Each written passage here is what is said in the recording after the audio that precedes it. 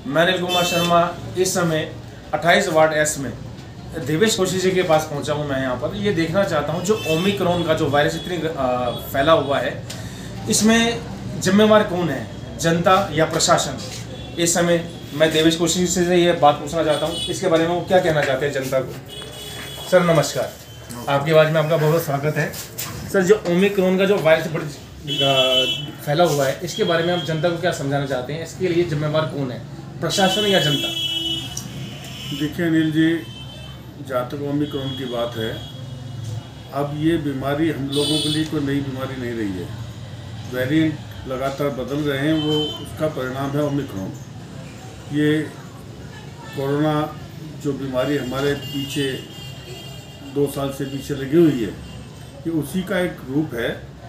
और शासन ने समय समय पर समस्त देशवासियों को, क्षेत्रवासियों को, सबको सजग करने के लिए जो भी इसके उपाय हैं, वो चाहे मास्क लगाना हो, सोशल डिस्टेंसिंग हो, या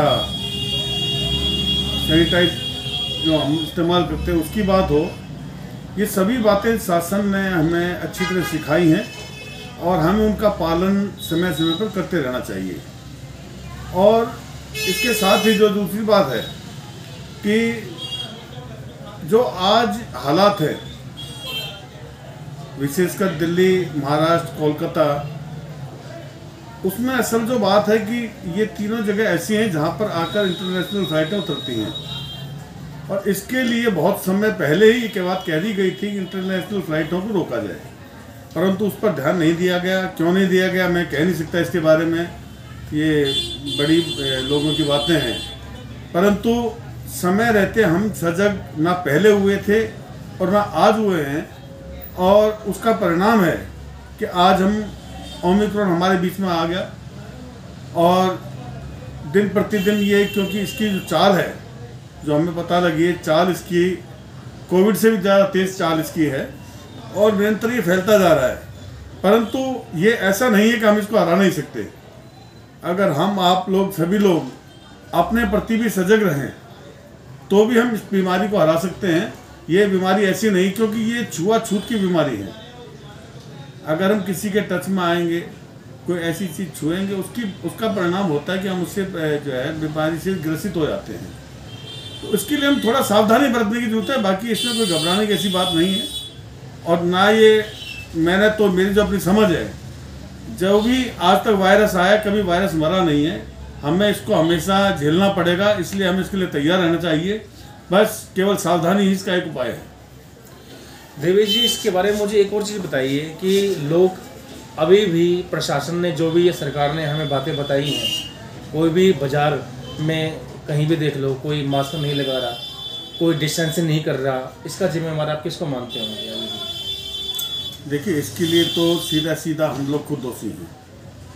पता नहीं क्यों लोगों को मास्क लगाने में शर्म आती है। और मैं अभी, आज हमारे यहाँ पे एक बाज़ार लगता है, संडे का बाज़ार होता है। पुलिस कम से कम 10 बार यहाँ पर आ चुकी है इस बाज़ार को बंद कराने के लिए। मैं मानता हूँ कि गरीब आदमी को ज़रूरत है उसका, जबकि धंधा है, वो कहाँ से खाएगा।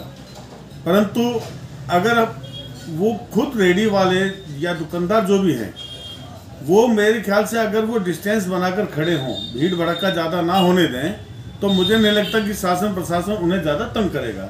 बशर्ते कि हम लोग उसको एक तरीके से करेगा। वो हम लोग नहीं मानते हैं, बिल्कुल बराबर रेडियाँ जो है लगा लेते हैं, रेडी के बाद ग्राहक के ऊपर ग्राहक खड़ा है, वो सबसे खतरनाक बात है। और जो भी शासन प्रशासन कर रहा है, केवल हम लोगों के लिए ये सारे प्रयास हैं, हमें उसको मान लेना चाहिए। देवेश जी ने एक बहुत अच्छी बात बताई है, जब तक हम लोग खुद ही नहीं सुधरेंगे तो ये कोरोना, जो इससे बेहतर कोई जो कोरोना का जो इलाज है अभी तक नहीं मिल पाया है, तो उससे बहुत ज़्यादा ओमिक्रॉन का जो वायरस है बहुत जल्दी से फैल रहा है। तो प्लीज़ आप सभी से एक ही विनती करते हैं देवेश जी, समाज सेवक जो 28 वार्ड की हैं, कि अपना दूरी बना के रखें, डिस्टेंस बना के रखें और मास्क हमेशा लगाएं। ये और किसी के लिए नहीं, आपके अपनों के लिए ही है। और आप सभी को नए साल की बहुत बहुत शुभकामनाएं। आपके पास अनिल कुमार शर्मा, नमस्कार।